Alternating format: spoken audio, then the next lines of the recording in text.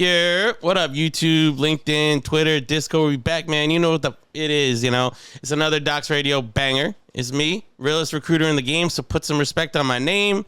Like it, tweet it, share it with somebody who needs to see it. Shout out to the Anons. Salute all my D-Gens, all my ETH Bushwick homies. Big up all the chat. Big up the whole New York Web3 crypto scene, man. We are back. I got my man in the building. It's been a minute. He was actually episode 3 of Docs Radio. So we're now on 63. This is episode 63, I believe. That's so, yeah, we've both come a long way, man. And there's a lot of story to be told. It's been about 4 years in this game. A lot of shit has happened. A lot of people came and went. A lot of new jobs, a lot of new projects, a lot of new zero, a lot of new shit went to zero, man. And we're going to talk about all of it. We're back with my man, Kyle Trimble, head of BD at Stork. What up, Kyle? How are we, sir? Appreciate having me out here. And also, I have to say that I've not heard you MC like that before. This is a new addition. Like I said, man, it's been a long episode number 3. Yeah, bro. When you came, like, I was still figuring out like how to make it flow, how to get comfortable. I'm tweaking out in my chair, like with anxiety, and now I feel a little bit more comfortable. I'm gonna take us exactly where we need to go, my brother. All over the place, man. We're right at home. Come on, man. We did it. The community's been good to me. Appreciate y'all, man. Thank you. Thank you to my sticker. That sticker. It's a classic, man. Well, dude, I don't know exactly where to start here, but kick it for the locals a little bit. So we were just talking off camera a little bit about the Brass Factory. If you're watching this and you're not from New York or outside in New York or familiar with the scene, there's like a crypto co-working space in Brooklyn, or just a co-working space that crypto has taken over. And I've actually never been there, but it seems like a really interesting place. A lot of cool people, a lot of cool projects. Yeah, tell me, like, what's a day in the life at the Brass Factory like these days? Yeah, man. So I joined Stork just about a year ago, and it was actually the first office that we toured. And when we first went there, it was not crypto specific at all. There were some companies around there, but like, to be honest, it was just startup vibes in general. It's only gotten more and more like crypto coded or built over the course of the past year, and now it's like at least 20-25 teams are working out of there every day. You got Sick. You get the movement guys, you've got Eigenlayer guys, Camp Network, RWXYZ, Maple Finance. You know. Oh, Maple's there too. Yeah. Who's Joe from Maple is there? Or no, who's in New York? Joe and Sid come in every once in a while. But I'll see some of the other guys up in there. It's like a conference in there every day, bro. It's like a side event. It's crazy. Like, we're right next door to the Cap guys. DeFi, shout out DeFi Dave. Like, shout out my boys at Cap, Big Cap, Up Top Capital. Yep. ETH Bushwick guys. Like, yeah, you know how it is. So but yeah, no, it's honestly it's a really cool spot. To be honest, like I worked, so when I was back at the TIE, going back 3 years ago, we had a nice office. We had a bunch of us in the office every day. But then I went on like a 2-year hiatus of not being in an office, working fully remote. I can't even begin to speak to like how much more productive and really like, how much better like work has been being in person right now, usually 3-4 days a week, but we have close to 8 or 9 of us, I think, in the office pretty much every day. Is it more productive because you're able to be, interacting with the internal team, or is it because you have access to like this little ecosystem that's there? Yeah, I mean, it's a bunch of reasons, right? So I'd say like the ecosystem and networking for sure. Like, there's a happy hour taking place there. I think tonight or this week at some point, I think that the Cap guys are throwing. So like there'll be some networking there. Like, super easy just to be able to shout out to one of your developers and be like, yo, this shit seems broken. What's going on here? Like, and just like have those types of conversations instead of like slacking somebody waiting for them to respond. But also, like, I mean, I'll be honest, like, accountability, man. Like, if I'm working from home, like, I'm not getting as much done as I am when like my whole team's around me and we're all kind of working on stuff. Like, it's just someone explained it to me, like, it's like kind of like when you're in person with people, it feels like you're seeing the people every day who would be, I don't want to say like let down or put in a tough position if you don't do your job. For sure. You know what I mean? So it's like you have to like live with that in front of you. Sure. Like, if I don't deliver and bring revenue to Stork, this guy is not going to have a job tomorrow, No, 100%. And it's like, I think my relationships with my coworkers are significantly better as a result. From being able to actually like have that type of interaction, but also like you get to know people, you grab lunch, you grab coffees, like, personally, like I'm trying to start more like, when you're at a small startup, it's 10 people, like some of those internal initiative type things to actually get people like connected and working together. Like, I'm trying to kick some of those things off myself. So good stuff, man. It's good. It's hard to do when you're all remote, but makes you feel like a real company a little bit. 100%, man. And like, that's what we're trying to build. So that's like, a beautiful thing. That's what it comes well, we're going to get to that. We're definitely going to get to that. But I think like while we're here on the local tip, like a good place to start is like, dude, so like I said, it's been 4 years since we've been kicking it, since I've been in the space, you probably a little bit longer. Like the New York scene has definitely evolved over the years. Personally for me, obviously I think it's improved. Like it's just like a lot more fun things to do, like a lot more, you know, I guess like when I first got into crypto, I thought that New York was a little bit more buttoned up on the institutional side. So yes, there was action out, like there was shit happening and things to do, but it wasn't as like, I don't know, it just feels a little, it feels like I don't know how to describe it. I'll let you do that, but it feels like there's like a deeper scene now in New York. Obviously more people just, you know, by nature of the industry growing over the years. But yeah, two-part question for this. Like, how have you seen the New York crypto scene evolve? And also, like, over the years, you know, what are your observations about people and the waves that come with the cycles of people, like losing relevancy, whereas like there's also new people coming in and, you know, making their mark on the streets. Yeah, for sure. I'll tackle the New York part first. So yeah, I've personally lived in New York 8 years, worked in crypto for 4.5 of those. New York has always been the king of crypto, at least in the US. That's at least how I've felt about it. Every other city I go to, sure, there's maybe a scene, but with New York, you know, it ain't that. Right, like it's not that. I'll walk through the streets and I'll see people, you know, rocking Coinbase gear stuff and like Galaxy Digital, and I'm like, I feel like I want to say something, but I probably shouldn't because it's weird, you know. It's like, but like you'll see that stuff around, right? You know, New York has been the king, but I will say, like what you said on the institutional front, like I've been institutional for most of my career. So that's kind of the side of the space that I've always been exposed to, and that has always been very big in New York. But I will say, having switched over to the protocol side a year ago and like actually working with chains and applications and infrastructure and things like that, there is a big difference between today and a year ago when I started. And I think a lot of that has to do with just regulatory changes that have taken place with new administrations coming in. I mean, to be completely honest with you, like November election day, right? I'm on a boat in Hong Kong having the time of my life. Like, you know, we're wake surfing, we're watching all the election results. Sounds like a White Lotus story right now. Like crazy. Like, and I'm straight up, I'm like, you know, if Trump doesn't win, like, what does that mean for crypto in America, especially being at, you know, a company that could potentially look to, you know, launch a token one day, right? Like, not saying that we are, but, you know, things like that are on the table. You do the math. When you think about those types of things, I was a little concerned about, like, you know, will there actually be, you know, any sort of, you know, regulatory clarity? Will there be any sort of direction from you know, from federal government? And to be honest, like, I was making this joke, you know, I was calling Hong Kong Hedge Kong. So just in case like Trump lost, it was like, oh, Hedge Kong, we're all moving out there. And that's going to be like our safety, like our safety blanket. But obviously that didn't happen. You know, coming back to New York, I'd say like since then, even then in November, you know, the amount of teams that have just started migrating to New York, like, you know, all the Layer Zero guys have been coming in, like a lot of my boys from Layer Zero, like shout out to Bill, Luke, all those guys, man.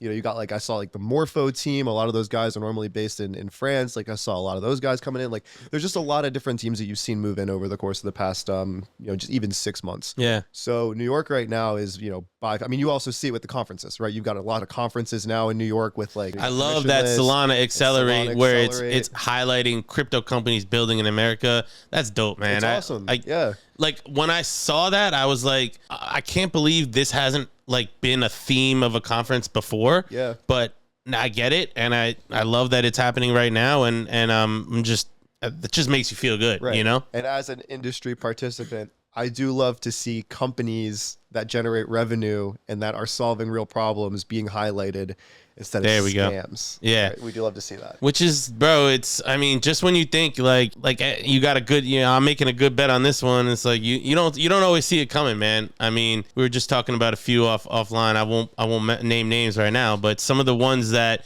you know, were the most elite of the last cycle projects, you know, have been exposed as bullshit. But actually, like, okay, so like taking us back to the people in New York, like, so just as you mentioned, like with the regulatory changes and renewed optimism of building in America, bringing like a lot of new quality humans to New York to do this shit with us, which is dope. Over the years, man, there's also people who just like lose relevancy and just kind of like fall off and are just like kind of becoming like fringe crypto people. And some of them maybe we were friends with, or, you know, we can still be homies, but like maybe you're just like not as relevant. I guess like what have you noticed over time as far as people just kind of like fading into black. So a couple things on that. First thing is like, to be completely honest, I think being in crypto and being on a need to know basis is like, you made it. Like you did it. Like you don't need to be at the conference. You don't need to be at the events. You send your people to those and you focus on actually doing the things that are going to push the company forward and things like that. Right. So like at the point that I can get to when like, I don't need to be doing that bullshit anymore. Like I'll be the first one to tell you like, nah, I'm calling bullshit on that, bro. You love it. But you know what I will say? Certain people like I guess don't go along with that trend. Like Josh Lim, for instance, right? This guy is like by far one of the best derivative traders in crypto, has been for years. Consistently will go to any event and will be seen everywhere talking to everyone, which I think is also part of his edge of being able to just stay, knowing what's relevant, knowing what people are interested in. Being on that need to know basis and being able to take that step back it can be a privilege if you've actually like done but it. That's the right not way. the people that I'm talking about. I'm talking about the people that like have anything like. So I don't need to tell you because you don't need to. So on those people, right? Like I think, look, I mean, once we've been in the space for a cycle or two, maybe even at this point, right? So it's like going back 4 or 5 years, like your first year or two in crypto, like you're all jacked up, man. Like, I mean, if you're like me, I came from working a pretty normal job into crypto where all of a sudden I'm actually making an impact at a company like at 25 years old, which in traditional industries is not a normal thing. I'm working with a lot of people my age, and it's really cool to be in a young industry where everyone's very excited and passionate about what they're building and working on. Like no one was really in those circles that wasn't supposed to be, like everyone that was there for a reason. They earned it. Building something, they were worked really hard for it. And that was like, as people that did that ourselves, like we respect that. Right. And on that point, right. Like when you've been in the space for a number of years, like you do get jaded by just the things that take place. Like at one point, like, like crypto can feel every day like it's a reality TV show of like, who's popping off in the best way today and who's, blowing up in the worst of ways today. And it's like, we can go through these types of cycles intra weekly, and it's like, it's never a dull moment. It's never a dull day. Like, you have whatever mantra chain that goes to zero over the weekend, and the week before that you have hyperliquid being somewhat manipulated by trader. Like it's just like all these different things taking place all the time. So there's, when you get to a certain point of like this stuff happens all the time, like I can see people getting tired of it. I can see people wanting to take a little bit of a step back and just not be as involved. But I will say, like, if you are in a position where you are still trying to grow a company, where you are still trying to build a narrative and actually like, do something successful in the space, like you do need to still be in the trenches. You do need to be, in the group chats. You need to be at the events. You need to be flying around the country and like around the world and doing all this stuff. So I think, if you do really want to be able to continue building something, especially if you're, this is obviously speaking more so to people that are business facing as opposed to developers, you do need to be, in the trenches, I would say, and retain that relevancy. And that's why, like, I respect Josh for staying, staying outside and staying present. And I struggle, probably similar to him, I assume, with taking my foot off the gas in that regard as well. And, one thing that I'm actively like doing this year is making sure my team, Marty and Joe and Marcus and all these guys will get more exposure on the conference circuit. And I'm trying to actually limit my own exposure because I realize when I'm there, I might like overshadow them a little bit. And I really want them to be like fully highlighted. That's awesome. But it's on the flip side, like you said, like it's fucking, first of all, I enjoy it. Number one, obviously. But second of all, like that's, people want it, like people want to see me, right. And it's helpful for the business sometimes, but there's a balance there. But also like on that point, right? Like that's when like you have a team where you can send people places. Like you want those guys to meet new people that you haven't met yet, right? Meanwhile, you can hold court at the local Four Seasons and just post up with the people that you really need to be talking to and figuring out the bigger deals with, or just catching up with people in general. Like I always look, I conferences can be a waste of time to a certain extent if you don't actually use your time effectively. Like every time I go to a conference, like the alpha there is post up at an expensive hotel lobby and just tell everyone to come find you at some point throughout the day. And just chill there, have the drinks on tap, and just like run through person after person, maybe two people that you didn't even intend to meet each other. Now you're all sitting there and like you're all talking. People are walking by behind. You're saying what's up. Like it's just like with those types of things, I think like actually I'll shout out Bhavin Vade. My man. Bhavin from Halo Capital. He's the one who gave me this alpha initially. He was like, bro, just go to the Four Seasons, get yourself a cocktail, sit there and see who walks by. I'm just like, that's how I can definitely see Bobbin being that guy. Like, listen, man, like low key posted up. Yeah, like, bro. Yeah. If you know him, you're gonna come say what up. If not, he's watching you too. He sees you. 100%. But that like to that point, like I think you can be using your time effectively that way, and like you can also just there's enough events, there's enough going on. You send people around, you make sure everyone knows where they're going and who they're talking to, and I guess like to wrap up the other point about like people coming and going, I would say like now that I think about it, it's kind of like two categories that I can think of. It's like, as you pointed out, people that have kind of like elevated out of those social trenches, let's call it, and are now like pulling strings in the background. There's that class of people, and then there's a class of people that just like lost their edge. Like okay, maybe there's three. There's people that lost their edge and just really kind of like are living for whatever reason. They took their foot off the gas and they're not up to speed. And like, I guess if you're just like a Bitcoiner who like all you cared about was Bitcoin and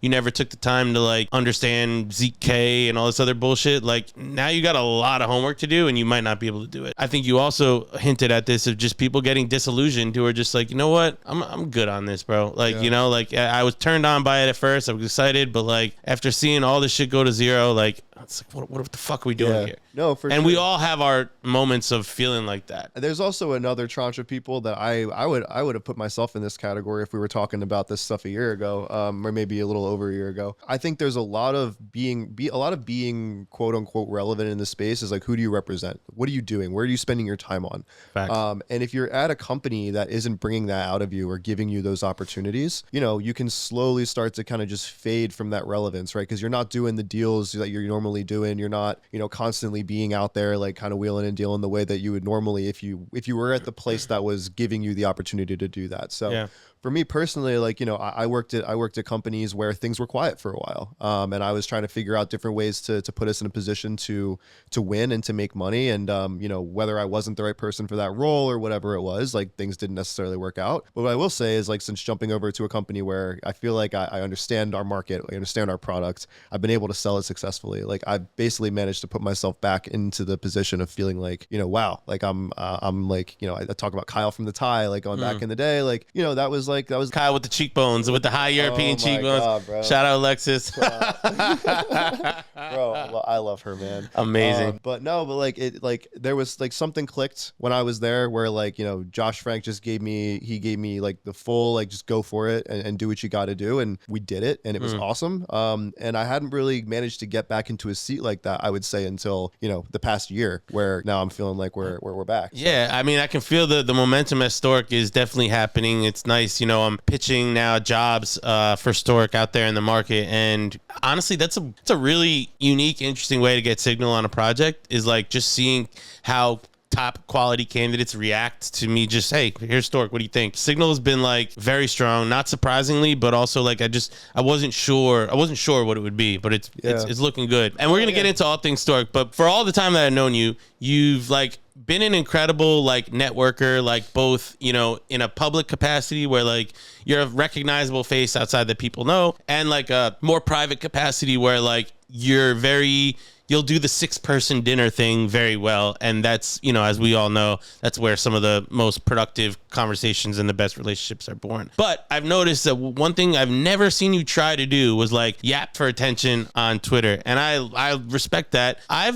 Bro, actually, I remember talking to you about Twitter shit on our first podcast. I remember the conversation we had. I've actually like improved my Twitter game a lot. I don't have a ton of followers. It's still like bottom tier with the follower count, but like I at least now know how to play that game a little bit, but you don't even attempt to play it. Like, what role do you see Twitter playing in BD for you? And how do you feel about other people who take the opposite side of that strategy? And no, this is not charcoal coated. My big thing about Twitter in general is that I don't love asking for attention. Don't get me wrong. I love attention.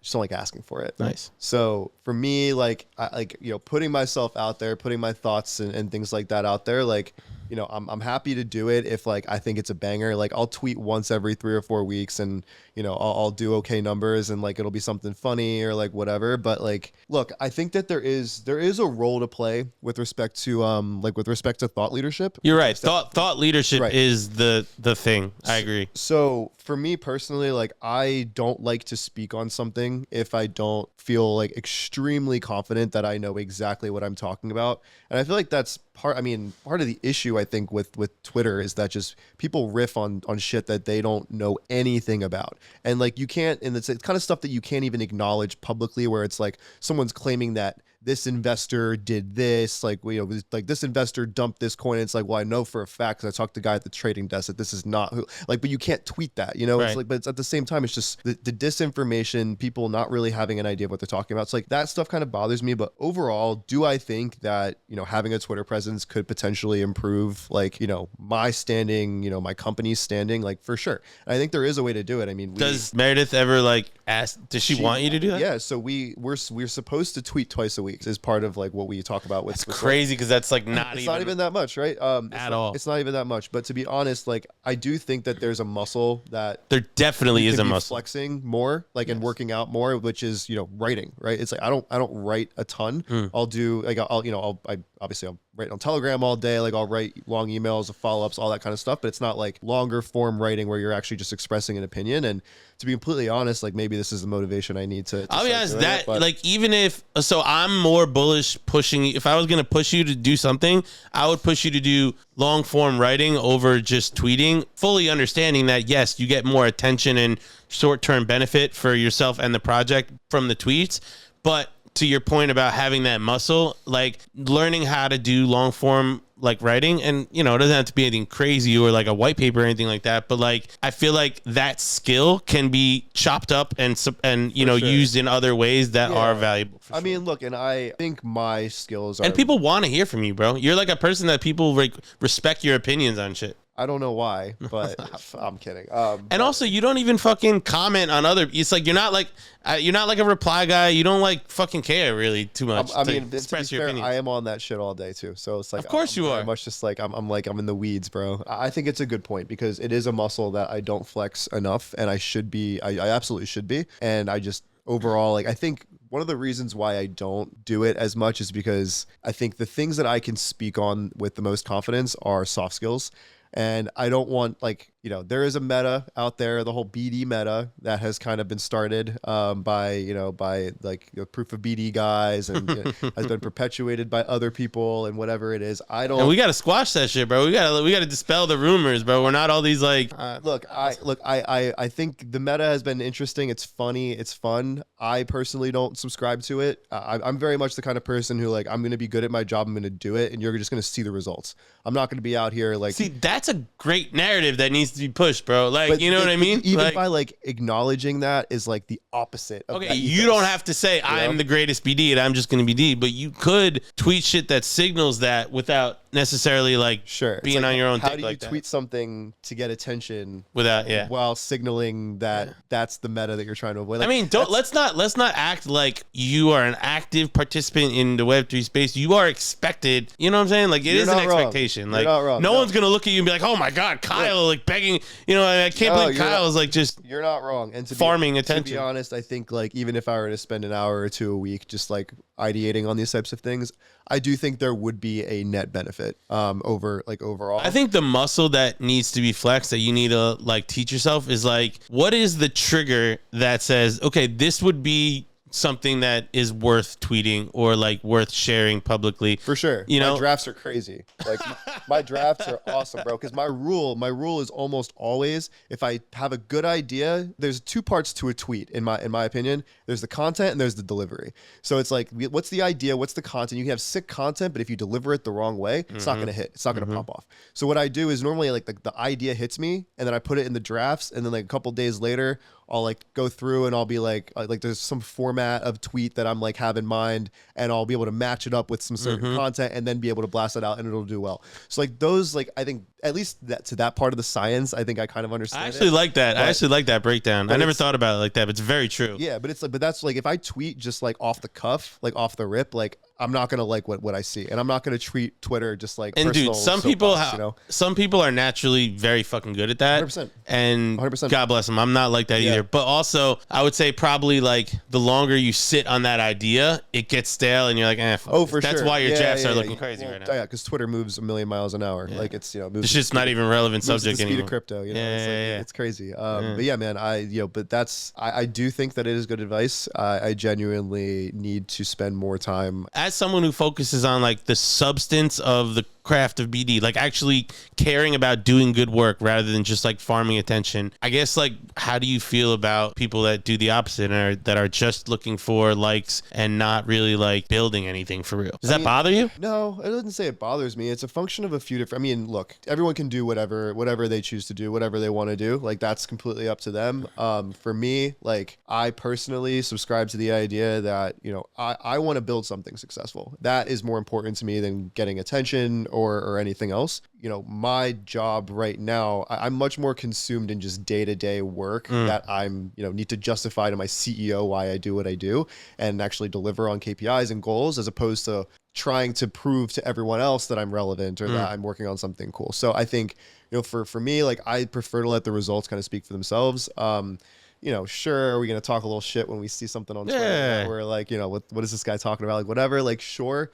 But look, at the end of the day, man, like there's a lot of paths to getting to where people want to be. People want to be in different places. I can't really hate on people's processes. No doubt. You know, do what you got to do to do what you got to do. You know? I respect it. Well, on that note, like you said, like a lot of different paths to get where you need to go.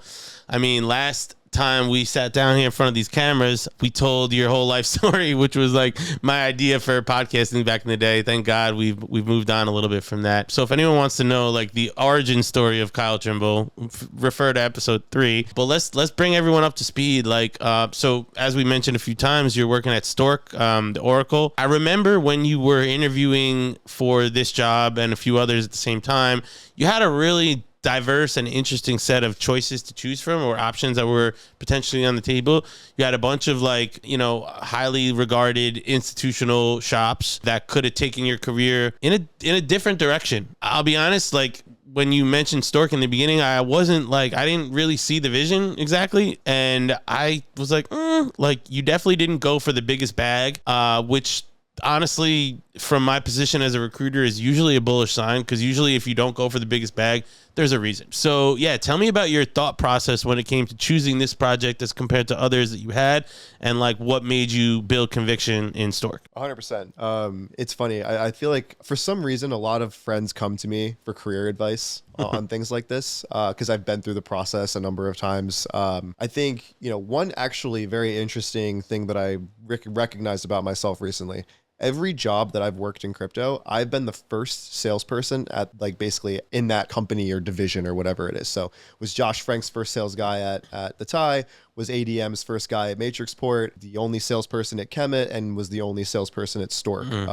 So I will say, comfy in that position. I do really like the idea of getting in on a ground floor and building something. I've worked at a 10,000 person company.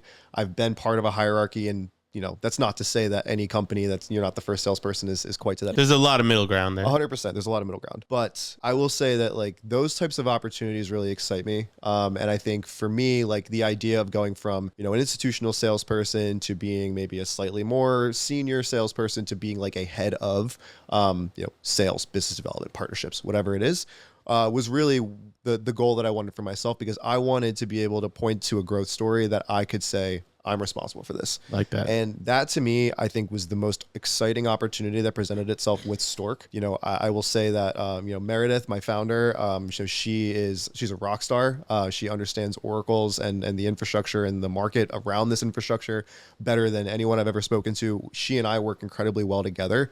She's a great manager, but what did Meredith do before Stork, by the way? She spent like 8 to 10 years in various roles within data. But most recently, before starting Stork, she worked at Dexterity Capital, which is a high-frequency trading firm based out of London. Yeah. I worked with a lot of those guys back in the day. Even my Thai days, we did a deal with them with a Arpon and all those guys. Are they still like active? Is it still a thing? They're around. Yeah, they're around. But so her background is more like relevant on the business side rather than the industry side. So really. I think the cool thing about the way that Stork is laid out is she is almost more head of product than anything. So almost like half engineering, half business. And then you have myself on business side, and then you have our head of engineering, Aaron, on the engineering side. And basically it's like, like kind of the three of us just kind of, okay, I'm out in the field, find something that we need to build. Cool. Bring it back to Meredith. Meredith, how do we do this? How do we think about this? Okay. How do we also maybe want to charge for it? How do we want to think about the commercials around it? Okay, cool. Aaron, can you build it? How long will it take, et cetera? And that's kind of like the flow. I've never worked at a company that ships faster. Like we can get new features and new things live so incredibly fast. You think that's because she's keenly aware of like how these need to be built so she can like direct the process like very I mean, I think it's a combination of a few things, right? So like from her perspective, like being able to influence like product, well, I mean basically being able to make product decisions. And then from, I mean, the engineering side, I mean, our engineers are cracked, right? Like our engineers don't trade. Do you know how bullish that is? Like when I talk to like, a lot of engineers are out there, like they'll trade. So like our engineers don't trade. Like they're like, I have to like go head to head with my head of engineering about why Bitcoin matters. Like they're just builders. Like these guys just know how to build shit, and it's awesome. That is great. Yeah. But overall, like, I think, what I was really, again, optimizing for with Stork was the opportunity to come in and really grow something. And, I do want to dive into, I guess, a little bit of, what Stork is and the background of where we were. So like, because I guess like we know it's an Oracle. I'll be honest. Like when I'm pitching this out to candidates, the most common question I've been getting is like, okay, I get it, and I don't know if I don't, cut this out if I'm shedding light on a competitor, but like a lot of people say like, well, what makes this different or better than Pith? 100%. So great question, because product managers in traditional markets have the same question, right? It's like, oh, well, why not just go with IBM? Like, I'm never going to get fired as a product person if IBM doesn't work. Right. So why would I go with a longer tail competitor or whatever it is? Like, why would I take a risk like that? So it makes a lot of sense. And I think that is part of what we need to prove to ourselves, right? You have, bigger names like Chainlink and Pith that are very clearly like ahead of the pack and have gained a lot of market share. When the company was originally being founded, we looked around at what was being provided to the market and what needs were not being satisfied. And there were gaps and there were holes there.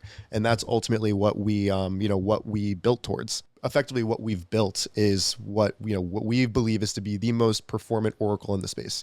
So an Oracle takes data from off-chain or another chain to put it onto a blockchain, and doing that in a distributed manner that is trustless and all those different things. For us, we optimize for the amount of data that we can process at one time. So for instance, Stork can support 1 millisecond price updates. Is there a use case for that in crypto? No, it's overkill. But we can do it if we needed to. Latency is another one. So the price of Bitcoin changes on, a centralized exchange or, say Binance or OKX. How long does it take for that price update to be available? Is it stale by the time that you get it and can actually trade on it? Our latency is, from a centralized exchange connections that we maintain through our publishers is usually 10 milliseconds end to end, which is a step function faster than anyone else, to be honest. And then uptime. We don't have outages. We never have. We've never had downtime. No one has ever had an issue with Stork not being available to supply data. So those performance metrics alone are what I think gave us the baseline to be able to go out and say, look, test our data. Just test it. Compare us to other oracles and tell us what you think. And if the feedback is, and if the feedback isn't what we expect, we want to know that, because we truly do believe that we're the best. Combining that with what I've figured out over the past 6 to 9 months has been creative business development strategies, has put us into, a really interesting conversation where, to give you an example, I guess just to kind of speak to growth a bit, I guess. Well, wait, hold on. Before we get there, and I do want to get there, the metrics and stuff that you just described, is that kind of like your ammo and your bullet in the chamber, like when you're out there pitching Stork, I guess, what are some of the more common like pushbacks that you get? Sure. And like objections? For pushbacks and objections, it's usually just like, we're already working with a couple providers. Right. Like it's like replacing infrastructure if you're a fully functioning project is not top of the list. Of course. Right. That's never something that you're like looking to do. Like that said, a lot of projects and chains, like they want redundancy. So they'll have multiple Oracle providers. They'll work with different folks, which I think makes a lot of sense because you don't want to have one single source of failure. It's normally just like a matter of whether or not we can do something very, very quickly and easy for them. Like my goal is always to like make a Stork integration as seamless as possible, to the point where I don't want you to have to make any code changes. I don't want you to have to wait a couple of weeks for a price feed to go live if, a new listing takes place. Like I think Wallet Connect did their TGE this morning. We had a team that requested a price feed for it. I want to say 10 minutes after the Wallet Connect listing, the price feed was available, and they then listed a perp on it. Everyone's happy.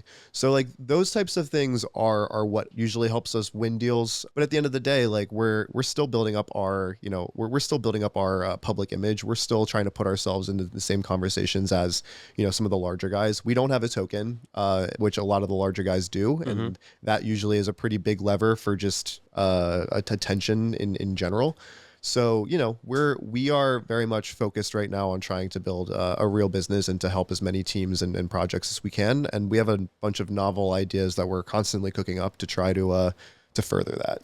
So what's your like your favorite, your crown jewel, your most treasured accomplishment, I guess, like as far as your growth story so far at Stork, even though it's still very early? I'd say, I'll just basic numbers, right? I joined Stork about a year ago. We were on maybe 5 chains and we worked with around 10 protocols. Fast forward to today, I think we're on 65 chains and we work with 70 protocols. Each of those, deals was it was a conversation, right? Like it was very much like us approaching folks, getting introduced to folks. There was a whole process that led to that, right? It wasn't just like, us integrating somewhere and saying like, oh yeah, we're now integrated here. Like a lot of folks can just say like, oh yeah, we're partnered with BlackRock because we support the on-chain feed or the securitized BlackRock fund that's on-chain. We have a price feed for that, whatever that on-chain publicly available data is. They claim that they have a relationship with BlackRock. It's like, no, you don't. Like I could pull that data myself and say that I work with BlackRock, right? So, that is, I'd say that growth has been extremely exciting. And we've done a lot of ecosystem partnerships. We have a lot of things cooking as far as being able to, to further unlock different use cases for folks. So I don't know if there's any story that you could tell or you're comfortable telling, like a particular deal that was like a high impact deal that you closed. If you have one, would love to hear. And I guess the other part of that question is like, is there any sort of strategy that you yourself brought to the table that maybe, like you said, Meredith's not like a salesperson by nature, that maybe she wasn't expecting, that has worked out really well? Yeah, for sure. I don't want to speak to any specific examples, but I'll give just a general a sense of what we've done with some folks. Any Oracle that's an Oracle can give you the price of Bitcoin, right? That's like the first thing that you would ever do as an Oracle is like, okay, we're going to get a price feed for Bitcoin and Ethereum and Solana and whatever else. The things that are not as popular are, there's a lot of longer tail things that you can get into. For instance, RWAs like gold or commodities or precious metals or equities or FX, even like predictions markets data, for instance, right? Or I've even had folks ask me, can you source the price of shoes from from StockX or something like that, right? That's an ETH Bushwick person for sure. Yeah, right. But like those types of things are use cases that we're very excited to try and tackle. They're longer tail. They're not as they're maybe not as scalable, and you're not going to replicate them for a lot of different folks. But being able to do some of these longer tail types of things, like if somebody comes to me and says, hey, I use X Oracle for all of my crypto price feeds, but like here's the one thing they can't do for me, let me figure out whatever I need to do to try and get that for you. Nice. And there's a lot of instances like that. So for us, that has been a big way for us to kind of fill in the gap. And then naturally, with folks using us for one thing, they start to realize how good we are at everything else, and we start to take over more and more. So yeah, that on that front, I'm very lucky and blessed to be at a company that has a very good product. Like when you have a really good product, your job as a salesperson is so much easier.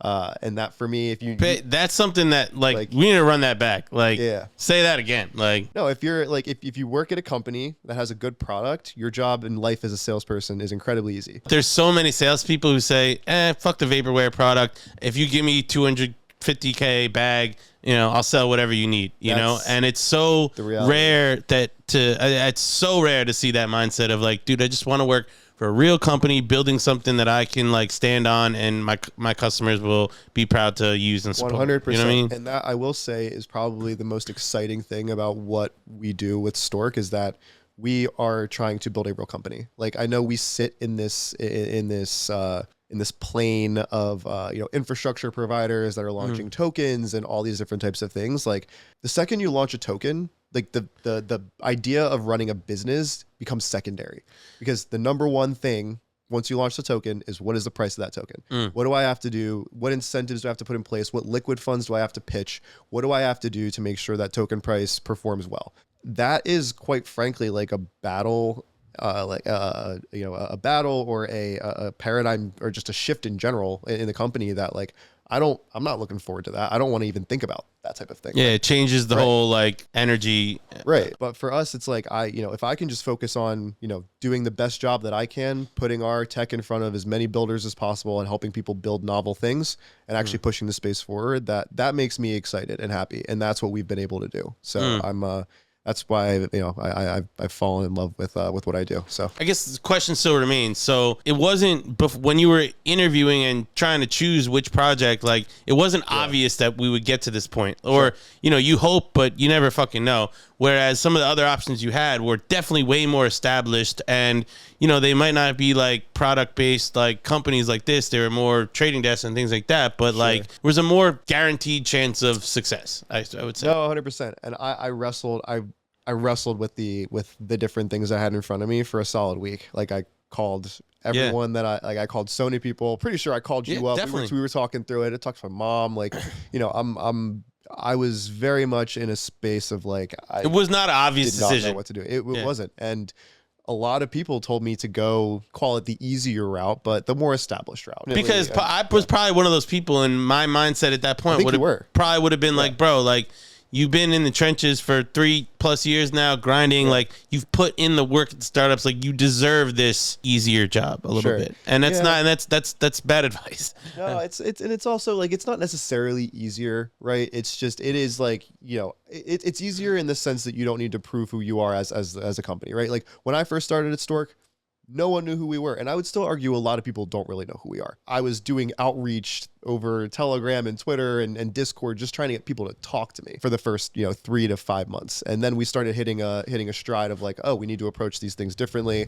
We started winning 5-10 projects at a time through different ecosystems, and just things started going a lot better. When I really sat down and thought through like what opportunities I had in front of me, there are different risks associated with different types of opportunities. But I think at the end of the day, I wanted to build a team. I wanted to I wanted to give myself the opportunity to be able to say like, hey, like, I'm responsible for this growth. Like, I'm the one who championed these initiatives and put us in this position and got us to this amount of revenue and, influenced firm decisions. Like, that is where I want to be. That's that's the motivating factor. That's the motivating factor. And that's a great thing to be motivated by. For sure. Is. And I felt a chip on my shoulder of like wanting to try and prove myself. Right. Because I felt like I did it once. Right. Like, I felt like with the tie, we had a good product, like, and we signed everyone. Like, we got a bunch of the rush, also just the rush of like, oh man, boom, dude, boom, boom, like, dude, like get that email DocuSign completed. I'm like, and then to be able to like look back at your stats and be like, yep, I did that. 100%. Oh, you don't think I don't have like my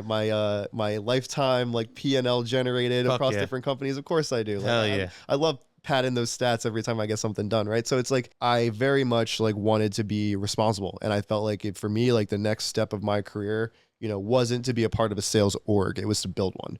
And that is, really, I mean, we have, it's me. I have one BD person now who's reporting to me. We're going to hire a second, hopefully shortly. We're building a team, and it doesn't need to be a big one. So yeah, cool. Like I love to hear the things are on the growth side are going well at Stork, but I guess like I don't know, like I've been curious about this and wondering, but I never figured to ask you, but like, what is the brand of Stork like about? Like where did the name come from? Like what are you trying to make people feel? What is the community like? What are the vibes? Like break down the Stork vibes for me. Yeah. So like me like pitching somebody like at an event where like everyone's yelling. It sounds crazy. Right. No, it's like, oh, well, who do you work for? Stork. Oh, Stork? Yeah, like the bird. Yeah. Like, it's but no, so actually funny enough, like the name actually makes a ton of sense. I figured it does. I just I can't see the vision. And it's not because, delivering data, delivering babies, like that's not what it is. So Stork was the first Oracle on, I believe it was Stark X, back in the day. So Oracle, Stark. That was basically where the initial idea came from. The initial idea came from. But yeah, I mean, look, we're embracing the bird at this point. Like that's very much the that's very much the vibe. You have to. Right. Like our Discord, like we like our rewards are eggs. Like it's stuff like that, right? We're trying to appeal more to retail, and I think we do have like some really fun things that we're the branding looks great. Like our website looks cool. Like we have really cool colors. I love all that stuff. Yeah. Our brand kit is sweet. I will say personally, like I'm trying to position us more as in institutional light. So as much as I love and understand why we need to have a retail, a retail base. It's hard to do both sides well. It is hard to do both sides well, but it is possible though, because I think some people go so far down one end or the other where like you can never redeem yourself to the other side. If you go down too far down the institutional route, you're a Fed. You go down too far down the the retail side. Do you think part of it is like trying to like spin both plates and like seeing what people react to and then just going where the demand just seems to make sense? Yeah, but I mean, when you think about like retail guys are never going to be like a user of the Stork product, right? Like that's like, it's more of just like our retail base that we're continuing to build. For me personally, like I don't spend a lot of time on that side. I should probably spend more time on that side, to be honest. But I'm very focused on, projects, on chains, on institutions. And that is really like, I think we've optimized a lot for the retail marketing. I am excited for us to start, hopefully something you can be helping us out with when we bring somebody in is like to help us more on like the, institutional product marketing, like more buttoned up type stuff, which I'm doing, my CEO and I pretty much are the ones who jam on that the most right now. But I think having somebody come in to potentially look on some stuff like that would be cool. So, but overall, I mean, look, our brand is, we're fun. We're still figuring out exactly like, like what direction we want to take everything in. But overall, I mean, look, our brand is continuing to be built up. But I'd also say, like, I mean, look, what is our brand? Like, I think our brand represents exactly, what we are, which is we have really great tech. We work with a lot of great folks. Like, I think it was funny. I think yesterday was actually a big milestone for us that I think drastically improved our brand, so there's two criteria that oracles are typically evaluated on, which is like total value secured, which is like a protocol that has a lot of TVL. Which oracle do they use? And volume secured. Think perp dexes or trading platforms. Volume secured over the past 30 days, according to DeFi Llama, we were the #1 oracle. No way. Over everyone. What do you think was the project that pumped that up? I mean, it's a bunch of them. It's all the cumulative kind of volume, right? And like, there's also like, congrats, bro. That's a flex, man. No, it's crazy, right? It's awesome. Because think back a year ago, like no one really knew who we were. I'd argue that today we still have a lot of work that we can do on the awareness front. But our numbers speak for themselves. And I think like kind of like what I talk about as far as like whole marketing, putting yourself out there, like obviously we need to do that, but it gets almost aligns with my ethos of just like let the numbers speak for themselves. I like that, man. I like that. I've done 60 plus of these episodes, and like almost everyone that comes and sits here, like I always ask them, what do you want to make people feel? I think it's a good question, and there's like a variety of different ways you can answer that question, but I don't fucking care what people feel. I care that we have a good product that works, and that I don't care what people think of us as a brand. And obviously you want positive sentiment around your brand, and that's for sure. True, that's the case, but like it's not your concern. Your concern is building a product that works, driving value to your customers, and making the fucking numbers go up. 100%. No, and like look, there are people at Stork whose concern is on Sure, of marketing course. and on the brand side, right? And that's very much like they do a great job and have put us in a great place with. But it where does we're at. it does seem like comparatively to other projects that's weighted less. And I'm to be Sure. clear, I'm saying that as a good thing. No, yeah. I mean, look, as far as I'm concerned, the numbers look good and they can look better, and we're just going to keep pushing that way. And the metrics improve, number of partnerships improve, revenue increases. Like that is what I want. But last question about the brand is like, okay, like without going like too far deep into it, and it doesn't have to be this fucking complicated, but like, okay, so the original Oracle on StarkNet was Stork. So then like, what, you just like brought it back? Like that the idea was just to like, revive this brand? That was always the case. Like when we were founded, that was what Stork was. By original Oracle, you mean the original version of Stork was on Correct. Stork. Yeah. Oh, okay. Yeah. I didn't understand. Yeah. Okay. So like Got basically like first Oracle on StarkX, StarkNet, and that was like basically like, that was the initial kind of how the name came out. Okay. Cool. But then expanded beyond that to other chains, other use cases, things like that. But yeah, that's where the name came from. Kind of like random tangent question for you. Just had this idea in my head of like, again, not naming any name, not trying to like shame anyone or whatever, but like question in your business, what's the difference between a good client and a bad client? Good client and a bad client. Okay. I work with a lot of different, I'd say my favorite types of people to work with are people that number one are just like, they actually show interest in what you're doing. Like they actually like want to be up to date on the things that you're doing. They want to do marketing with you. They want to try and host events with you. They want to like overall just, it's more than just like you're using our product. Like it's an overall like partnership, right? More than just a logo X logo, right? That's number one. And number two is like understanding that we are a business, right? So like things cost money, right? Like I love doing things for free. We've done so many things for free over the course of Stork's, over the past year. I'll say we are a business, and we do need to generate at a certain point, right? And like we are. Yeah. I plan on us doing that at scale. And there's a lot of folks who are very like it's people that recognize that. Are the best type of people that you can actually like have a conversation with, figure out what makes sense on both sides, and be able to actually get something done. Yeah. Versus people that are just trying to, get access to your stuff, don't want to talk to you, ask you like, have like a bunch of like random pop-up questions and disappear, maybe not even respond or whatever it is. Like I'd say overall, like coming and going when they need you. 100%. Yeah. So like, look, my favorite types of people to work with are the ones that want to make this more than just a logo X logo or we're going to use your product. Like, what else can we do? Like,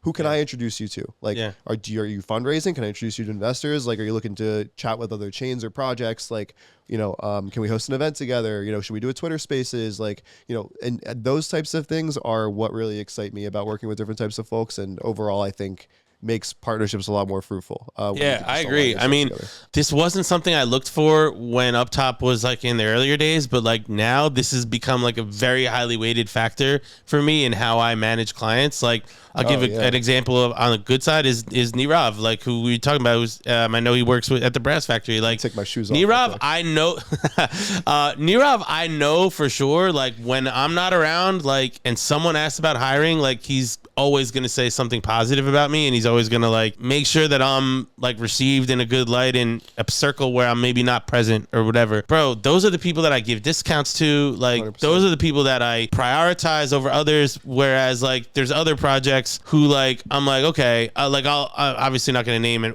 anyone, but like and honestly many such cases of this, but like a new client comes in, I take the first call, I'm like evaluating the vibe, and I'm like, okay, this guy kind of like seems like he's gonna be a pain in the ass to work with. He's gonna just like like just make us really like he's gonna overwork us for no reason and not because another thing that makes a good client is like, do you trust me? Like, is there inherent trust? Like, are you gonna think that I'm doing the right thing in your best interest, or are you gonna like try to break me down every single like I'm like bro like at a certain point I don't need this type of scrutiny, especially if you're not gonna show me love. 100%. That's a huge factor for me. Are you gonna show me love? Period. No, for sure. And like like at a certain point you're not pressed for business. Like you've got a lot of people that you're working with at this point. You can afford to just be like, this one's not for me. Yeah. Let Plexus take it. For sure. Like for sure. They got all my trash. Yeah. They got all the trash that I reject. But yeah, man, but at a certain point, like, like when you were first, like when the first time I met you, right? Like you were out there hustling with the cigars. Like I doubt you were turning down much business. Like you would have done anything for Absolutely not. anybody, right? Like you were just trying to like get yourself to that point. Once you get there, it's like, okay, now you can be a little bit more picky and choosy, and you can actually align yourselves with the folks who you want to and make. And I get that you're in this like you're not hyper growth yet, but you're in this like grind mode growth stage where we started turning down deals 6 weeks ago, and I was like, whoa, we're at that point. No, it was crazy. First time we did it, I was like, okay, that's awesome. Okay, and that was Meredith's call. Yeah. At the end of the day, this is something that I wanted to do, and she was like, this probably would be a little bit too much of a build. We don't want to maintain it. It might not be worth it. Yeah. And I was bro, like, once I like unintentional consequence of that, like once people that starts to get around, they're like, yeah, Stork didn't really even want like my business. That's what makes other people curious. You know, like, and like, no, for sure. There's an effect. There's a network effect to that. No, for sure. 100%, man. But it's like getting to that point, like you got to put in your time. You got to take what you got to get. Eat shit for a minute or two, and then, but once you get to that point, like, yeah, man, like you don't even need to market, bro. Everyone like that you work with, like everyone says good things, man. I'm always sending people your way. And I mean, yeah, we don't have to like, thank you for, you showed me love at Stork, and Meredith, I appreciate that too. You know what I mean? And like, thank you. That doesn't even need to be said. You know me well enough to like know what's gonna like be what I appreciate. You do it without me asking. People lurking in the up top Telegram group, my guy. Bro, fuck out of here. Yo, you can come for me, but like, don't play yourself, please, because Also, like a lot. I think some of the like bad, quote unquote, bad clients, like they're not always aware of like what, like, they're not trying to be bad clients. They just fucking are. You know what I'm saying? But yeah, so, okay. I guess like last kind of topic I want to hit here before we wrap up is like, as you mentioned, like, something important to you was not only building some growth stats for the company and getting, individual accomplishments on the board for yourself, but also like building a company here. And, you did it at the tie really successfully. I mean, a lot of super talented people came out of the tie, especially the ones that you sourced and hired directly. How has the talent market, and obviously two different businesses, two different times, but are there any trends that you notice between, interviewing people these days as compared to when you were interviewing people 3-4 years ago at the tie? Yeah, for sure. I feel like I must have gotten extremely lucky with the tie. Just you hit a couple, like the way that people, like, I mean, just for reference, right? Bill from Layer Zero, Veronica at Eclipse, Jack at Barachain, Matt at JST, Will at Flowdesk, like there was just like the sales team that we managed to good starting five right there, bro. It was the Avengers. Like we were like, it was crazy, and we were it was awesome. And I loved that I had the chance to like, to basically, be a part of the process with all of them. Right. And obviously there were other people at the sales team as well that we worked alongside. Like, Mike was the boss back in the day, he had, shout out Mike. It was like, it was honestly like we had a really cool team. So back in the tie, we had like the Avengers, like we had a bunch of people that like came in that we got very lucky, honestly, to be able to get in front of these guys. Like, list off a few names, Bill Layer Zero, Veronica Eclipse, Jack Barachain, Matt JST, Will Flowdesk. Like it's a crazy starting five. It was awesome. And working with all those guys was a blast, and crazy to think that I was like Jack Melnick, all he does in the space now. Like I interviewed that kid at one point. Like I have no business asking that guy why, like, why do you want to work at a crypto company? Like, are you kidding me? Like hilarious, right? And Bill too, like people that were like, I mean, obviously no disrespect, but like these are fucking really smart people, like maybe even smarter than you in some regards. 100%. Definitely Jack for sure. No, and like Bill, 100%. Like I know the level of like depth he was on the trading shit. Like Bill's he's not on bullshit. Like no, absolutely not. But it was, I think what I looked for in a lot of those people when I was hiring them was just innate interest in crypto. So it was like, like one of the questions I would always ask somebody is like, what's the last trade you made? Like what? Like show me a shitcoin or show me something. You like, still ask that? It's still in interviews. I still ask that in interviews. I haven't gotten a great response recently. Really? I haven't. And it's yeah. So like, what's the worst recent response? I think last time you told me someone said Cardano, which holds up as a bad response today. The worst recent response? They're not watching this. I mean, to be honest, it's just I don't trade. Like, it's like, oh, like, yeah, I don't really trade like this or that. I'm just like, man, like, you like, and even if it's like you don't trade, it's like, so I've reframed the question slightly. It's like, what's the last trade you made or the last trend that's interested you? So, and like, if you want to say something general, like stable coins, okay, tell me why. Right. Like, because stable coins are boring as fuck. Like, tell me why you're interested. And there is a way to answer that. No, 100% like that. And they're like, that's, that makes that 100% is something that, people would say the same thing about oracles. If somebody came to me and said, oh, the most recent, like, I'd just be like, oh, okay. Yeah. So, but it's like, I think, for me, like, bad answer. What's the bad answer? Like, just generic. Like you, like, not being able to point to something that actually like makes your eyes like light up and you get excited and want to talk about it. Like, if you actually like have that, what would be a good answer? Obviously, the good answer, it would have to be correlated to what you actually individual care about. What would your answer be? What would my answer be? To be honest, the first one that comes to mind right now is layer zero. Like, really? I think layer zero, and I'm gonna be paraphrasing Connor King here. So I love that man, my fucking boy. But like, layer zero is a top 5 company in crypto. Like, they make a ton of money. They are plugged into every blockchain that you can pretty much name. And they have like big enterprise Web 2 business. Big enterprise, like they are like, so the way that they operate, right, is they work with token projects to get these OFTs basically created, which are omni-chain tokens that can then be basically transacted across different chains. But like, they've won a ton of big deals on that front. Like, they've done it with like, wrapped Bitcoin, like, which is obviously massive in DeFi, right? So I think layer zero as like a core piece of infrastructure is like, I think is one of the top companies in crypto. I think it's incredibly exciting to see what the team has done there, especially seeing Bill's journey, like when he joined and just the growth that they've had. He has absolutely crushed it. It's amazing. Yeah. So like I, it's not the most exciting or fun answer, but that's the first thing that comes to mind. If I'm talking about something a little bit more down, like a kind of out there, I'd say like a specific project. Like, I love what the Plume guys are doing. Like, Plume as a chain, like the RWA guys, like, I think they have absolutely crushed it. They have a really vibrant ecosystem of a lot of different builders. They're all building different things.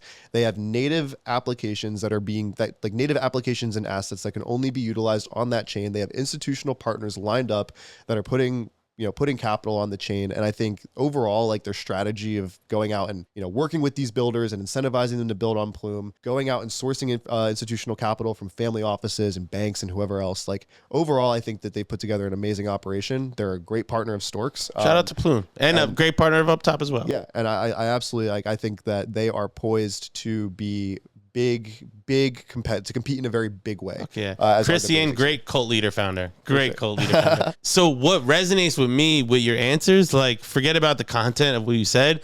It's like the passion behind it, and like the fact that you believe, not to be corny, but you believe in something. 100%. You know what I'm saying? No, it's it. And so it's very similar actually to when I interview candidates myself. Always one of the first questions right off the rip is like something to the effect of like, what is your why? Like, why are you here? Why are you doing this? Why do you want this job? Why are you talking to me? Why are you not going back to Web 2? To me, I don't care what you answer. I don't analyze your answer. I only analyze, like, do you believe in whatever the fuck you're telling me right now? Right. Well, and the other thing is, right, like, you go back to 2021, working in crypto wasn't cool. There wasn't like, you were taking a big time risk going into crypto. And for sure. It wasn't a matter of like, the fact that we were even able to find good talent to come into the space was like, it was anytime you saw somebody that had like a investment, like a bulge bracket investment bank on their resume, you're like, oh man, what is he doing?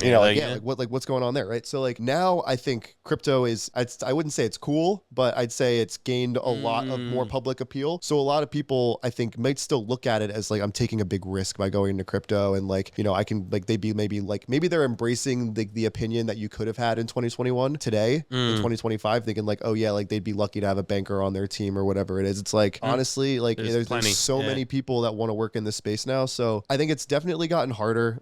There's constantly good talent out there. There's a lot of people that I love to poach from other companies to bring to Stork. But like, at the end of the day, like, I will say the first most important thing that I looked for in everyone at the tie I can remember specific interview questions that like I asked Bill or like I asked Will, like, where like, it was very clear off the bat within the first 3 minutes of the interview, like, what's up, and like, you are going to come in here and you're going to bust your ass to like, figure out how to make this work, because you've already demonstrated without being paid that you care about this shit and that like you are interested in it and that you're passionate about it. Nice. And that to me is like the one quality that like I find it very, very hard to hire somebody who isn't like that. Okay, I completely agree. I guess like one step further on that is like when someone is not passionate or just kind of like a little grifty or like a little bit just here for the cool factor or whatever the case may be, giveaway sign signal of that. What's one way from an interview that you can make that conclusion? I mean, I think it's just, it becomes more self-evident, I think, in just like, I think so, at least the way that I interview, right? So like our process is typically a few different chats and then there will be some sort of project at the end. So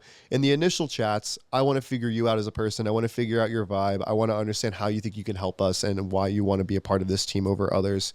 If you can make it through that part, that's great. But then we need to dive into actually like, okay, here's an example of something you'd be doing every day with Stork. Like run through it and let us kind of evaluate you on it. I think it's normally like that last piece that becomes like I love hiring people like for the vibe. I love like bringing people in that are, you know, that are good, just good people to work with that you enjoy every day. But like when it comes down to it, you need people that can execute. And for me, like, I think, you know, usually that last stage of like actually like applying, like, even if it's just a small amount of like technical expertise or understanding, like you need to show me that you've at least like sat down and spent the time, right? Like, I'll be completely honest with you. No idea how oracles worked before I came to Stork. But best believe when I was interviewing with Meredith, I sat my ass down and figured out how they worked and what types of applications they worked with and what was the, you know, what's the growth trajectory for a company like this? Like, how does that type of stuff work out? Like you actually have to like look at it as an investment. And like, if you already like invest in the crypto space and you can get passionate about those types of things, you better be able to get passionate and excited about the company that you work for, that you're investing your time and your effort and all this type of stuff. So that's really like, it's all a trade, man. Like, it's like, you know, like trading time for money, trading. It's all trading. Yeah. So like, that's why, like, I think at least being able to have that very baseline of I'm excited about something. I'm going to put my money where my mouth is or invest in it. I'm going to put my time where my, like, and it's not even a matter of that, right? Like people get involved in communities with these, with crypto stuff, right? Like they don't even necessarily like, you know, look at like, you know, use like Monad as an example. Like there's no token yet. There's nothing to buy, but you have a 1,500 crazed, you know, Monad people in a group chat every day going, go Monad, like, you know, like it's, you know, people just get passionate about stuff. And I think that is a difference maker for me for sure. And I think overall through a process of interviewing somebody, you can figure out pretty quickly who's just like, yeah, this would be really cool. And like, it'd be a cool vibe versus like, yo, this is a sick opportunity. I'm going to show you every reason why I want to be here and prove to you that I'm the best person to be here. And that's, you know, that's what I want. Me too. Me too. All of us. To take us home here today, I probably asked you this same question in the first pod. I'm going to ask it again. And I think I'll probably ask it every time we do this, if there's another one, just because I think it'll be a good like thing to look back on one day. How are you at this point in your life and your career? How are you thinking about the long term? Like, obviously, we're gonna, for the purpose of this conversation, assume that you stay with Stork, it's going well, and you're building it into a real company. Deeper than that, or outside of that, or broader than that, what do you want to accomplish in the next X amount of years? You know, I know it's a tough question. Curious what I answered in the first time. What the episode 3? Is specific to crypto or just in life? No, in general? just like in life. Yeah, like what do you like? What do you want? You know what's crazy, man? So I've gotten really into fishing over the course of the past like 3 or 4 Colombia months. trips, and we'll do that to you. Bro, well, so I mean, we did it in Miami. We just did it in Costa Rica. Like, man, like, but also like, it just, I mean, I grew up on a lake. Like, I've been fishing since I was you know, old enough to. When I thought about it, I was like, man, like, if I really did hit and just like was able to walk away from everything, what would I go and do? And I'm like, you know what? I would probably find some island with like a harbor. I'd buy a boat and I would just like, I'd just go fishing every day. I'd go fishing, I'd go snorkeling, I'd catch my dinner, I'd go home and learn how to prepare shit. I would, you know, I would take people out, like whatever it is, make a little money here and there, but just overall, just like chill and like be able to do something like that. I think would be that'd be a really cool. What would be all right? So let's say you've gotten to that point. You've had that much success. I guess I don't even know exactly what I'm asking, but I guess I just want to hear you talk a little bit about like goals, like legacy. What would be a proud accomplishment? You know what I'm saying? Let's say you're on the boat, you're reeling in the fucking fish, and you're like, I did this. I see what you're saying. So yeah. When I first tried to break into crypto, there were people that I reached out to I tried to get to help me that were helpful, and there were people that weren't. A couple people that were extremely helpful early on in my career. Josh Slim. Well, not I'm Before- talking before I was even in crypto. So like, you know, in 2020, right, I was reaching out to a bunch of companies. I was offering to do work for free, all that stuff, right? So like, you know, Nassim at Eterna Capital, right, took a shot on me, and he was like, you know, come in, run my accelerator. We're not going to pay you, but we'll give you the chance to get some BD experience on your resume. Cool. Like, he took a shot on me. Just as easily remember a similar instance of somebody I reached out to over LinkedIn who just like, I forget what the interaction was, but like they were kind of helpful at first and then did something that just completely was like, oh, like that wasn't really cool of you. Like, I'm just like trying to figure stuff out in the space, not sure why you're being standoffish or whatever it was. For me, I remember what that was like. And I remember how hard that was, being in that type of position. And I remember the people that helped me. So as I've managed to carve out a, you know, space for myself in this industry and make the connections that I've had and build up somewhat of a rep where I can, you know, recommend people around and make introductions, like the best thing that I can ever do is for somebody to be like, yo, like that intro that you made, or like, you know, that interview that you teed me up for, or like whatever it is, like it all worked out. Like, that was crazy. Like, and like, I love what I want at the end of the day is just for every, like, I want to win, but I want to see everyone else around me win. And I want to have a hand in like making that happen. Love it. And that for me has always been the case. Like, I think most people that know me know that the majority of my social life takes place in this space. Like my weekends, my nights, my every like I'm constantly doing crypto. And I would be lying if I said that substantial part of the reason is not for the people. Yeah. Facts. I obviously you have a great circle. You have a great circle. You keep good company. I'm very lucky for that. I love crypto for everything that it's done for me. I loved crypto before I was even in it. I was passionate about it. I was doing stuff around it. But what's kept me here and what's kept me so plugged into it and excited is just like, I constantly meet new people that we can do so much more than just work. It's nice to onboard people that have that same like sense of satisfaction for the work and the lifestyle combined. Sure. 100%. Like when you see someone who just appreciates it like you, it's like, you know what I mean? That's nice. No, and it's like and any time like somebody like tries to make an intro or tries to help me out, like best believe in I'm like, I file that in the back of my mind. I'm like, yo, I'm gonna get you back. No doubt. Like 100%. Like no doubt. It's like, and it's, I know it's not even necessarily like about that, right? But like in 90% of cases, somebody asks me for something, like I'm to a fault probably stopping what I'm doing to figure out like, you know, how can I get the intro here? How can I plug people in and like, and immediately like, you know, figure out what that looks like. So as far as that goes, if I'm able to win, like that's great. And if I'm able to figure stuff out for myself, that's great. But man, if I don't bring some people with me, like that's, you know, that I want to be able to figure something out would be missing. Something 100%. would be missing. Yeah. 100%. For me, I haven't really actually thought about this until like right now. Now I'm thinking about it. One thing that I'm putting this on record because like I want this to happen. It hasn't happened yet, but I feel like we're getting there. Like one thing I want to happen is like, okay, I've had the honor and pleasure of having the experience of doing something like that, onboarding people, and like in some people I've definitely changed their life. Charco's a good example, you know, he knows it. Salute.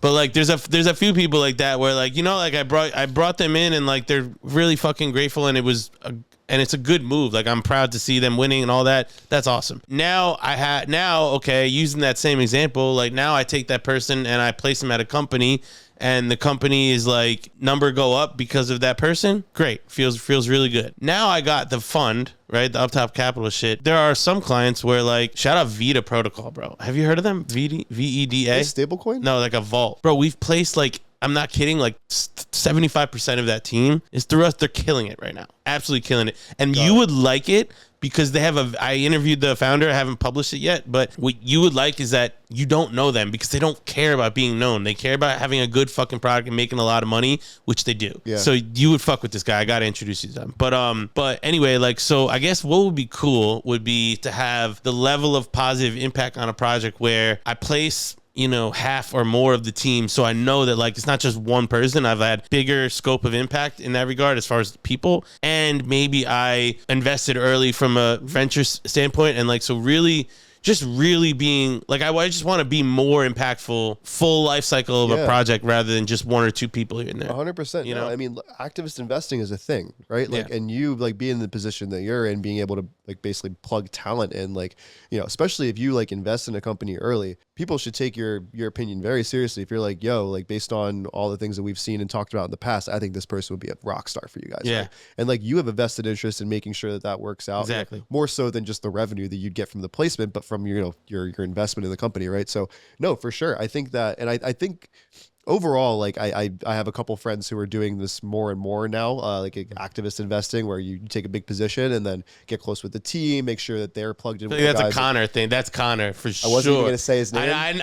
You didn't have to, my man. But like that's exactly right. So, but that 100%, right? Like those. Shout out Bullpen, man. Love Bullpen. Yeah. Love Bullpen. Use my ref code, man. I'll plug it in the comments. But yeah, man, it's I think that is like you're in a very unique position because like I don't know a lot of recruiters, if any, in the space that are like genuinely plugged in to the extent that you are, like to the point of investing in companies, right? Like, I mean, correct me if I'm wrong, but I don't think there's anyone else out there doing that. So like you actually bring a pretty unique... Because they're so broke because they ain't made no money yet. Fuck out of here. You got a long way to catch up. Nah, man. I mean, like, bro, people have been good to me and I've definitely taken advantage of the opportunity in front of me. I'm grateful, I'm humble, I'm proud of what we've done as well. And man, we're gonna keep going. So, dude, I hope that I can have a significant impact on Stork. But I know that even if I don't, the numbers are going up. So you guys will catch on sooner or later. But I suggest get on that shit, man. Yourself, and if all else fails, DJ Tragic. You know it. Yo, when can we catch the next set, man? What's the plan? What's the tragic arc? What's the tragic arc? Yo, it's crazy that I talked to that candidate. I won't mention her name, and she was like, "Oh, Kyle, like, isn't he a DJ?" Like, I'm like, that's what you're like known for now. No, I love it. Scheming on something for Dubai. So, got something potentially cooking out in Dubai. I also have, I think in May, we have a couple different venues we're picking from right now. But we're gonna lock something down and do like a 70, 80 person like a Stork event. No, I'll be throwing it. But I'll be bringing in a few other people that'll be inviting people. But like it will be coded. It'll be a good event. I'm really excited about it. Like we can absolutely fill out a venue. Are you committed? Okay, last subject before we wrap. What's your level of like commitment to the DJ thing? Like, so here's the thing with DJing is not inherently difficult to do. Well, I disagree with that. As someone who does not DJ, like there is levels to it. There's levels to it. Let's start with that. Fine. I don't think you can get very far with a minimal amount of skill. You can get 80% of the way just by being decent. Like what I'd say is that like at least for me, right, like 80% of my appeal as a DJ is the fact that like I spend a lot of time like combing through songs and music and making sure that like I'm not only is it the right song, but like we're queuing it up the right way, we're mixing it with the right stuff. Like overall, like that is pretty much like what I'm able to do. Like the next level of it is actually like producing and like changing tracks and like taking a song that you like and mixing it in like that's one next level. Right. There are other paths to take. I mean, look, for me, I have more than enough going on in my day job. Like, look, it would be really cool to like be able to take a step back for like a couple weeks and actually like try my hand at this and see what I can do. But to be honest, like I think it's just a matter of like repetitions and keeping on doing it. And if we are able to throw a couple parties over like the next couple months where like, yo, like we're able to get people to show out, like next step after that is like, all right, let's just like sell some tickets. Let's get some other folks to come in and let's start throwing like bigger events. And like, it's not that difficult to do it, but it is work, right? So it's like coordinated with venues, putting your card down for stuff, making sure. And also sometimes the money you like make from that like just isn't like worth the money you could be making. I don't do it for the money. No, exactly. So that's right. Yeah. I just do it because I love throwing a party with my friends. That's it. And like, it don't need to be any more than that. Like, and by the way, like there's so many people out there that like passionate about music and aren't able to and like wish that they could just do that, play music for my friends. And hey man, like you've gotten this far. So and people are supportive of this DJ arc. And enjoy it. It's entertaining. By the way, I'll leave it with this. Like, like I have my cigar night thing and I have my DJ streams. And so like what I've learned through both of these things and a few others is that like there's something really special bringing things that you're passionate about personally and sharing that with people that you love and care about. You know, like, 100%. bro, you know, when I host my cigar nights, like, people love those cigar nights, but guess what? Most of them don't give a shit about cigars. Like, they could not care less if they're smoking or not. They just like that. Like, here's something that Dan is so passionate about, and Put the vibe out. he curates it to a point where, like, he's really trying to make me enjoy this night. You know what I'm saying? Yeah, dude. No, and like those are always a great time. It's like it's also like walk in, dap up, get the glass of whiskey. Come on, it's a thing. Like, it's a thing. No, it's awesome, and it's honestly it's a like 90% of the cigars I've smoked over the course of the past 5 years have been with you. So like Probably like 100 maybe. Cigar lounge, like your events, like popping out here, like you know, like you're crazy if you don't think we're smoking a cigar after this. Goddamn like, right we you know, are. like it's like, you know, but that's like I enjoy cigars. But you get what I'm saying, right? No, 100%. It's like bringing the shit that you love to other people. There's something very beautiful thing. attractive about it, and sure, man. sticky about it, man. Well, I'm still waiting on the up top set from DJ Tragic, but stay tuned, Bro, man. It's happening. We've created it. I have a list. So what I'm gonna do is I'm gonna shoot over to you, and you're gonna start letting me know as you come through it, and we'll do like a live or something. Man, stay tuned for that one. But for now, this has been another up top banger, another Docs Radio classic. We out, man. See y'all next time. Peace.